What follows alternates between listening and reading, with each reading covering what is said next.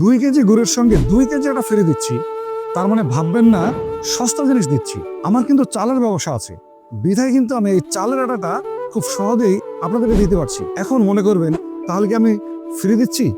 হ্যাঁ, ফ্রি দিচ্ছি। বাট দেখেন, আমি যে আপনাদের কাছে এই গুড়টা বিক্রি করছি, এখানে কিন্তু আমি লাভ করেছি।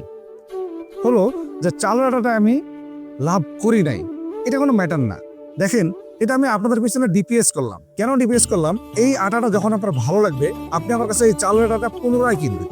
তো যদি আপনি বারবার কেনেন, তাহলে এখন লাভ করলাম না, পরবর্তীতে যখন কিনবেন তখন কি আমি লাভ করবো না? অবশ্যই লাভ করবো।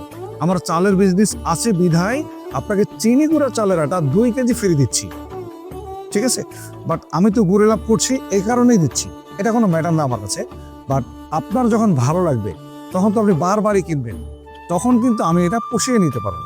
এটা আপনি মনে করতে পারেন যে আটাটা দেওয়া আমি মার্কেটিং করছি। হ্যাঁ, আমি মার্কেটিং করছি, কারণ আমি যদি আপনাকে আটাটা দিই, আপনার যদি ভালো লাগে তো আপনি তো পরবর্তীতে আবারও কিনবেন। তো এটা আমার মার্কেটিং হলো না? আমি তো গুড়ে লাভ করেছি, তাহলে সমস্যা কোথায়? আপনি খান, নেন, যদি বেটারটা পান তাহলে তো আপনি পুনরায় কিনবেন। পল্লী ফ্রেশের কাজই হলো নাম্বার 1 প্রোডাক্ট দেওয়া। 2 নাম্বার, 3 নাম্বার, 4 নাম্বার এইসব প্রোডাক্ট আমরা যাই না, আমরা শুধুমাত্র 1 নাম্বারটাই দেই। এবং পল্লী ফ্রেশ থেকে যারা খাচ্ছেন, পিওর, ফ্রেশ এবং সবচেয়ে দামি প্রোডাক্টটাই খাচ্ছেন। আমার প্রয়োজন হলে ব্যবসাই করব না, তবুও 2 নাম্বার জিনিস আমি দিতে পারবো না।